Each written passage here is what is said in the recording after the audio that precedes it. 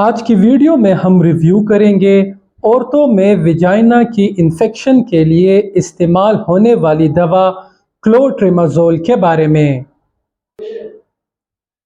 کلوٹریمازول اس دوا کا جینیرک نیم ہے۔ مارکیٹ میں یہ دوا مختلف برانڈ نیم سے فروخت ہوتی ہے، مثلا کینسٹین، گائنوسپورین وغیرہ۔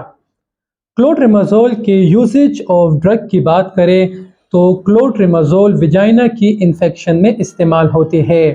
ویجائنا کی خارش، جلن اور ویجائنا سے بدبودار رطوبت کے اخراج میں استعمال ہوتی ہے۔ کلوٹریمازول فنگس اور کینڈیڈیاسس کی انفیکشن میں بھی استعمال ہوتی ہے۔ کلوٹریمازول دوا فنگس کی دیواروں کو تباہ کر دیتی ہے، اس طرح یہ فنگس کو ختم کر دیتی ہے۔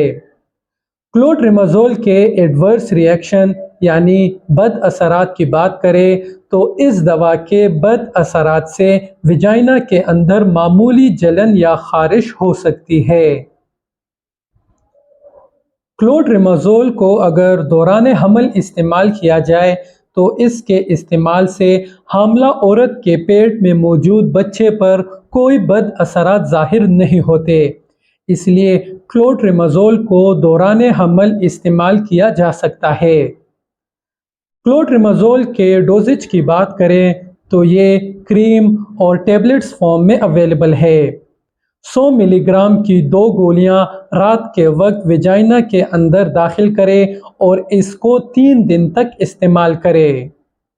کلوٹریمازول کی 500 ملی گرام کی ایک گولی ویجائنا کے اندر رکھی جا سکتی ہے اور اس کو بھی 3 دن استعمال کرنا ہوتا ہے۔ کلوٹریمازول ٹیبلٹ کی جگہ کریم کو بھی ویجائنا کے اندر لگایا جا سکتا ہے۔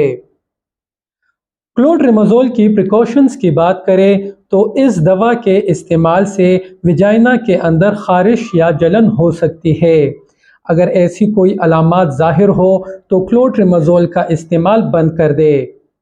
الرجی ظاہر ہونے کی صورت میں بھی یہ دوا استعمال نہ کرے۔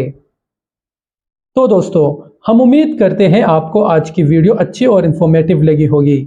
اسی طرح میڈیسنز کے بارے میں، مختلف بیماریوں کے بارے میں ہماری مفید اور معلوماتی ویڈیوز دیکھتے رہنے کے لیے ہمارے چینل میڈیسن کی دنیا کو ضرور سبسکرائب کریں۔ شکریہ۔